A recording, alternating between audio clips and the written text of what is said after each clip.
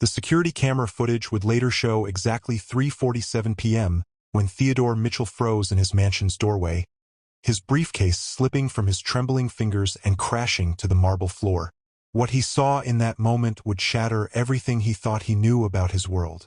There, in the center of his daughter's room, was Celeste, his young cleaner spinning gracefully in a slow dance with his wheelchair-bound daughter, Mia. But it wasn't just any dance. Mia was laughing, actually laughing, for the first time in 3 years, since the accident that took everything from her. His little girl was alive again. But wait, where are you watching from? Drop your location in the comments below. Let me take you back to where this incredible story began. Because what Theodore discovered that day was far more shocking than he could have ever imagined. 3 months earlier, Theodore Mitchell stood at the floor-to-ceiling windows of his penthouse office, watching the city sprawl beneath him like a kingdom he ruled with an iron fist. At 42, he commanded a business empire worth billions, his name whispered in boardrooms across the world with equal parts respect and fear. But all his money, all his power, couldn't fix the one thing that mattered most: his daughter. Mia had been 8 when the accident happened. A drunk driver had slammed into their car during what was supposed to be a fun father-daughter trip to the zoo. Theodore walked away with barely a scratch. But Mia lost the use of her legs and something far more precious, her spirit. The doctors said she was lucky to survive. But Theodore often wondered if what they called living was really that at all. The girl who once filled their mansion with giggles and songs now sat silent in her wheelchair, staring at walls with empty eyes. She rarely spoke, never smiled, and refused to engage with the endless parade of expensive therapists, tutors, and caregivers Theodore hired. His wife, Sarah, couldn't handle watching their daughter fade away. She left them both 2 years ago, saying she needed space to heal. But Theodore knew the truth. She blamed him for the accident, and maybe she was right. Now, it was just Theodore and Mia in their enormous, echoing house, 2 broken souls living separate lives under the same roof. That's when Celeste arrived. Theodore barely noticed her at first. At 23, she was just another face among the staff, one of 6 cleaners who worked in rotating shifts to maintain his pristine home. The employment agency had mentioned she was studying music therapy at the local college, working part-time to pay her tuition, but Theodore didn't care about his employees' personal lives. He only cared that they did their jobs quietly and stayed invisible. What Theodore didn't know was that Celeste had grown up in foster care, bouncing between homes where she learned to read people's pain like sheet music. She recognized the grief that hung over the Mitchell mansion like a heavy fog, and her heart immediately went out to the little girl she glimpsed through doorways. Always alone, always silent. The house rules were strict. No staff member was allowed in Mia's wing without Theodore's explicit permission. The head housekeeper, Mrs. Patterson, made this crystal clear on Celeste's first day. "Mr. Mitchell is very protective of his daughter's privacy," Mrs. Patterson explained, her voice stern. "She's been through a terrible trauma, and the family needs space. You clean the common areas, the guest rooms, and Mr. Mitchell's office. That's it. The child's wing is off limits." For weeks, Celeste followed the rules perfectly. She arrived at 7 a.m. every Tuesday and Friday, cleaned silently and efficiently, and left by noon. But she couldn't stop thinking about Mia. Sometimes, when she was dusting the hallway portraits, she'd see the little girl sitting by her bedroom window, staring out at the garden with such loneliness that it made Celeste's chest ache. The turning point came on a rainy Tuesday morning in October. Theodore had left early for a business trip to Tokyo, and the house felt even more hollow than usual. Celeste was mopping the marble floors in the main hallway when she heard it. A sound so faint she almost missed it. Crying. Soft, heartbroken sobs coming from somewhere in the house. Following the sound, Celeste found herself standing outside Mia's room. The door was slightly ajar, and through the gap, she could see the little girl hunched over in her wheelchair, tears streaming down her face as she clutched a framed photograph to her chest. Every instinct screamed at Celeste to walk away, to follow the rules, to protect her job. But she was studying music therapy for a reason. She believed in the healing power of connection, of showing up for people when they needed it most. And this child needed someone desperately. Gently pushing the door open, Celeste stepped inside. "Hey there," she said softly, her voice barely above a whisper. "Are you okay, sweetheart?" Mia's head snapped up, her eyes wide with surprise and fear. She quickly tried to hide the photograph, but not before Celeste caught a glimpse of what it was. A picture of Mia with her parents at what looked like an amusement park, all three of them laughing and hugging. Before the accident. Before everything changed. "I'm not supposed to be here," Celeste admitted, sitting down on the floor so she was at Mia's eye level. "But I heard you crying, and I couldn't just walk away. Sometimes we all need someone to sit with us when we're sad." Mia stared at her for a long moment, then looked down at the photograph in her lap. Her voice, when she finally spoke, was rusty from disuse. "This was my favorite day ever," she whispered, running her finger over the glass. "Daddy won me a giant teddy bear, and Mommy bought me cotton candy that was bigger than my head. We rode the Ferris wheel together, and I felt like I was flying." Celeste's heart broke at the raw pain in the child's voice. "It sounds like a perfect day. What happened to the teddy bear?" "Mommy took it when she left," Mia said, fresh tears spilling over. "She took everything. Said she couldn't look at reminders anymore." Her small voice cracked. "I think she meant me too." The cruelty of it hit Celeste like a physical blow. This child had lost her mother twice, once to grief, and once to abandonment. And her father, drowning in his own guilt and sorrow, had pulled away too, leaving Mia completely alone with her pain. "Well, I think your mommy made a big mistake," Celeste said firmly. "You're not a reminder of something bad. You're a reminder of love and joy and all the beautiful things that still exist in this world, even when everything feels dark." Something flickered in Mia's eyes, a tiny spark of hope that had been buried for so long. Over the following weeks, Celeste began spending a few minutes with Mia during each visit. She was careful to time it when Theodore was away and the other staff were occupied in different parts of the house.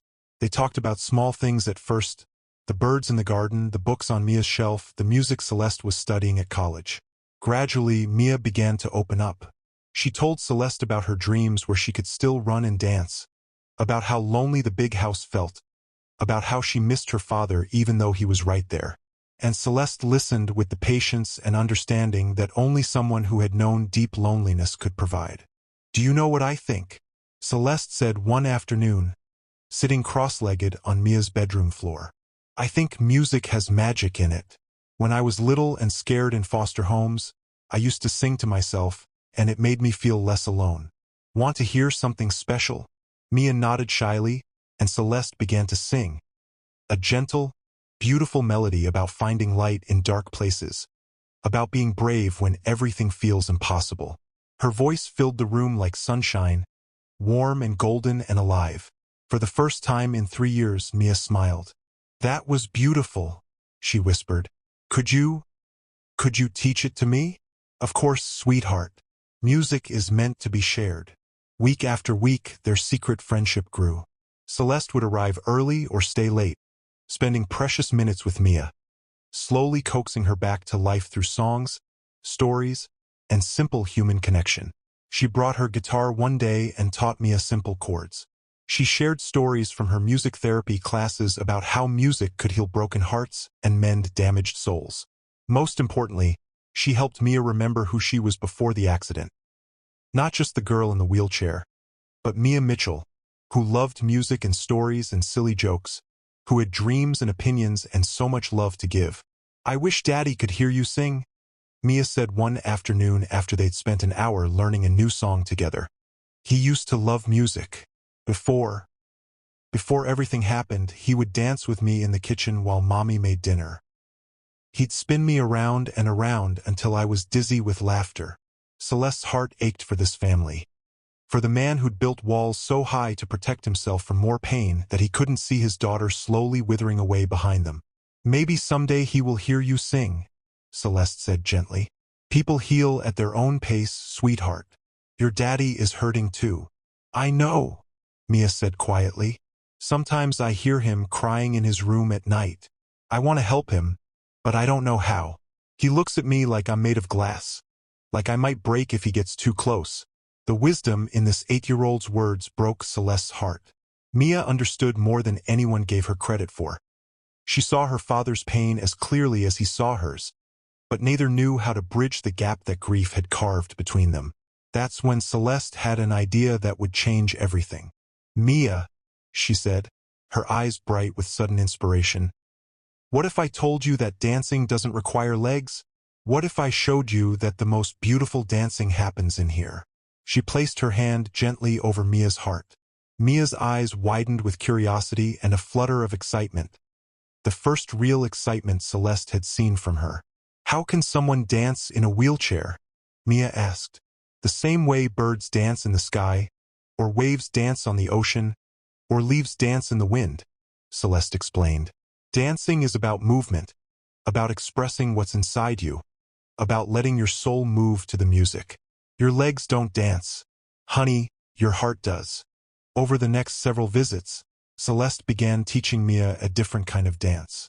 She showed her how to move her arms like flowing water, how to tilt and spin her wheelchair in rhythm with the music, how to let her whole body sway and move in ways that felt natural and beautiful. More than that, she helped Mia find her voice again, literally and figuratively. They sang together, loud and joyful, filling the silent house with melodies it hadn't heard in years. Mia's laughter, rusty at first, grew stronger and more frequent, bubbling up from some deep well that had been sealed since the accident. Theodore, meanwhile, remained oblivious to the transformation happening in his own home. He was drowning in work, using 18-hour days and endless business trips as armor against his own grief.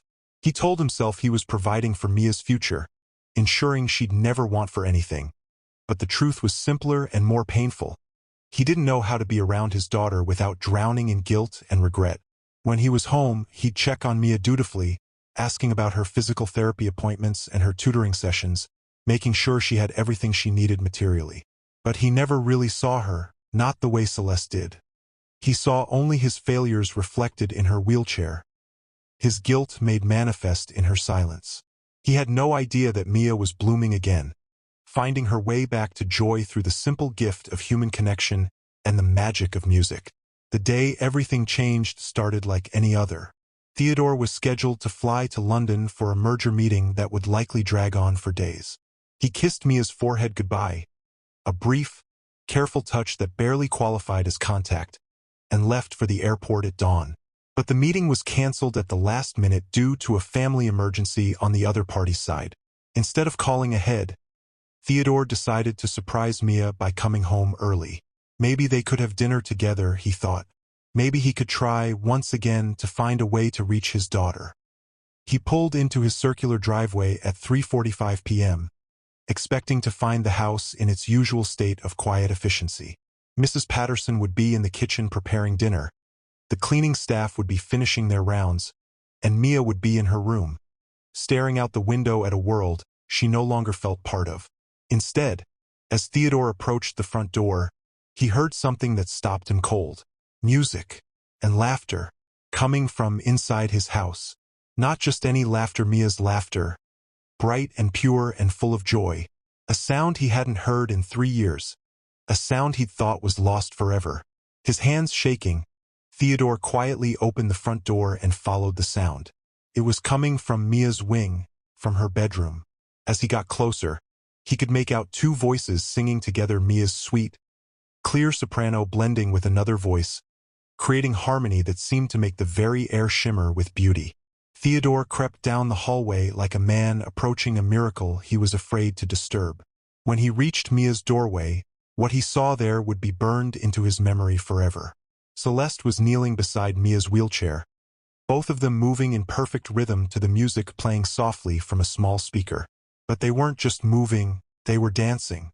Mia's arms flowed like graceful waves, her whole body swaying and turning in her chair as she spun in slow, beautiful circles. Her face was radiant with pure joy, her eyes bright and alive in a way Theodore hadn't seen since before the accident. And Celeste, this young woman he barely knew, who was supposed to be cleaning his house, was moving with her. Their dance a perfect conversation of movement and music and connection. She was guiding Mia through spins and dips, helping her reach toward the ceiling and flow from side to side, both of them laughing like they discovered the secret to happiness itself. But it was Mia's face that destroyed Theodore completely. She was glowing, absolutely glowing with life and happiness and the simple, pure joy of being seen and understood and celebrated exactly as she was. This was the moment when Theodore's briefcase slipped from his numb fingers and crashed to the floor. Both dancers froze, turning toward the sound. Celeste's face went white with shock and fear. She knew she'd been caught breaking the most important rule. But Mia's expression was different. She looked at her father with hope shining in her eyes, hope mixed with worry that he might take this beautiful moment away from her. "Daddy," she said, her voice small but clear. "I was dancing." Theodore stood there, unable to speak, unable to move, unable to process what he was seeing. His daughter, his broken, silent, withdrawn daughter, was alive. She was singing and dancing and laughing, and she was beautiful. Not despite her wheelchair, but incorporating it into her movement like it was just another part of her amazing, resilient, incredible self. How long had this been happening? How long had there been joy in his house that he'd been too blind, too wrapped up in his own pain, to see?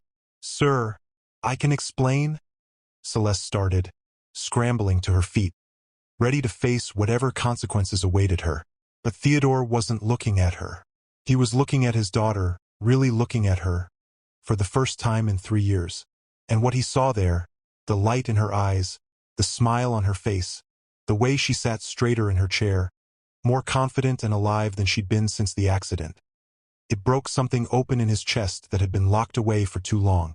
"Don't stop," he whispered, his voice rough with emotion he'd kept buried for years. "Please, don't stop dancing." Mia's smile widened, uncertain but hopeful. "Do you want to dance with us, Daddy?"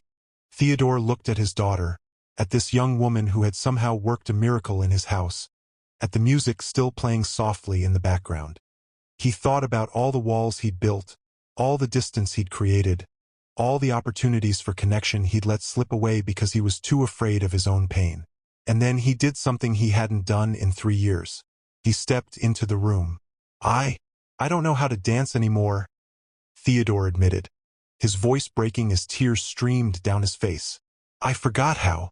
Mia wheeled her chair closer to him, reaching out to take his hand. "It's okay, Daddy.